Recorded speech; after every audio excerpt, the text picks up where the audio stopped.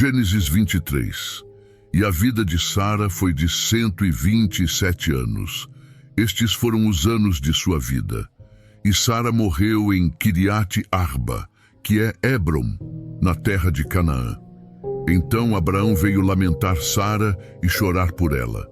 Depois levantou-se Abraão de diante de sua falecida e falou aos filhos de Et, dizendo: Sou estrangeiro e peregrino entre vocês. Concedam-me a posse de uma sepultura entre vocês, para que eu possa sepultar a minha falecida. E os filhos de Et responderam a Abraão, dizendo: Ouve-nos, meu senhor, tu és um príncipe poderoso entre nós. Enterra a tua falecida na melhor de nossas sepulturas.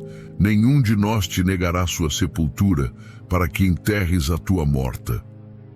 Então Abraão se levantou, inclinou-se diante do povo da terra, diante dos filhos de Et, e lhes disse: Se é de vossa vontade que eu sepulte a minha falecida, ouçam-me e intercedam por mim junto a Efrom, filho de Zoar, que ele me dê a cova de Macpela, que está no fim do seu campo, que me dê o preço justo como herança entre vocês. Ora, Efrom, o heteu, estava sentado no meio dos filhos de Et, e ele respondeu a Abraão, na presença de todos os que entravam pela porta da sua cidade, dizendo: Não, meu senhor, ouça-me, te dou o campo e a cova que está nele. Na frente do meu povo eu te dou, sepulta a tua falecida. Então Abraão se inclinou diante do povo da terra e disse a Efrom, na presença deles: Se você concorda, me escuta, eu pago o campo. Me entrega, para eu poder enterrar minha falecida ali. E Efrom respondeu a Abraão: Olha, meu senhor, a terra vale 400 ciclos de prata, mas isso não importa. Apenas sepulta a sua falecida. Abraão concordou com Efrom e pagou a prata que tinha combinado. 400 ciclos, o valor justo entre os comerciantes. Assim, o campo de Efrom, que estava em Macpela, em frente a Manre, tanto o campo como a cova que nele havia, e todo o arvoredo em redor, em todo o limite do campo, foram confirmados a Abraão como propriedade na presença dos filhos de Et, de todos os que entravam pela porta da cidade. Depois disso, Abraão sepultou a Sara, sua mulher, na cova do campo de Macpela, diante de Manre, que é Hebrom, na terra de Canaã. Assim o campo e a cova que nele havia foram confirmados a Abraão, pelos filhos de Et, como posse para a sepultura. Esse capítulo nos mostra não apenas o luto de Abraão, mas também sua fé e visão espiritual.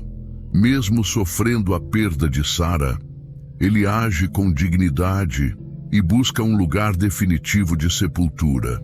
Isso é simbólico. Abraão sabia que não estava apenas de passagem. Ele cria na promessa de Deus de que aquela terra pertencia à sua descendência. A compra da cova de Macpela é o primeiro pedaço de terra em Canaã oficialmente possuído por Abraão.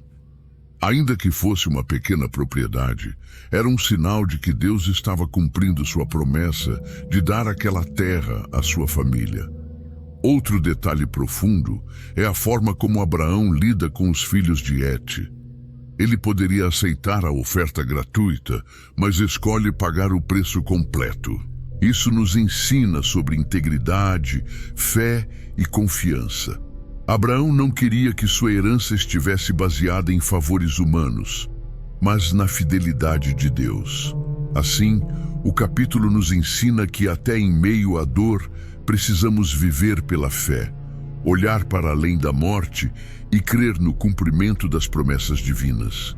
Gênesis 24. Abraão já estava avançado em idade e o Senhor o havia abençoado em todas as coisas. Então, ele chamou o servo mais velho da sua casa, responsável por tudo o que possuía, e lhe pediu: Coloque a mão debaixo da minha coxa e jure pelo Senhor, Deus dos céus e da terra, que você não escolherá uma esposa para meu filho entre as filhas dos cananeus que vivem aqui. Vá até minha família e escolha uma esposa para Isaque. O servo perguntou: e se a mulher não quiser vir comigo para esta terra? Vou levar seu filho de volta para onde ele veio? Abraão respondeu: de maneira nenhuma faças o meu filho voltar para lá. O Senhor, Deus dos céus, que me tirou da casa do meu pai e da minha família, vai enviar seu anjo na sua frente para que você encontre uma esposa para meu filho. Se a mulher não quiser vir contigo, estarás livre do juramento, mas não leves o meu filho para lá. Então o servo colocou a mão debaixo da coxa de Abraão e jurou sobre isso.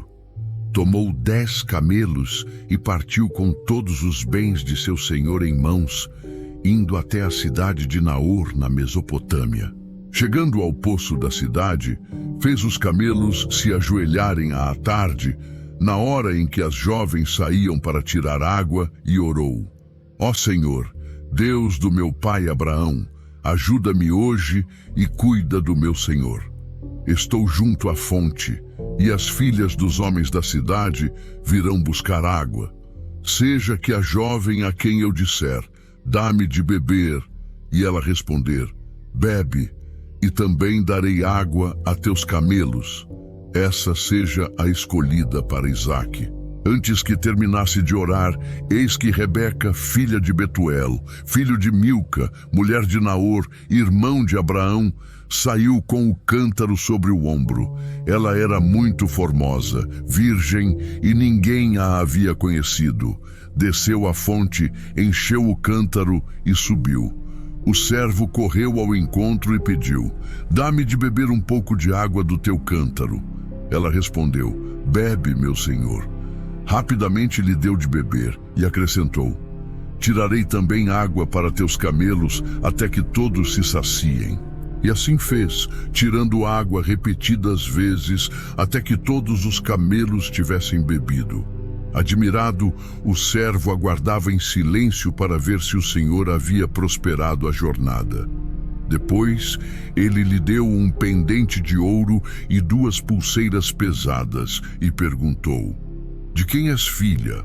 Há em tua casa lugar para nós passarmos a noite? Rebeca respondeu: sou filha de Betuel, filho de Naor e Milca.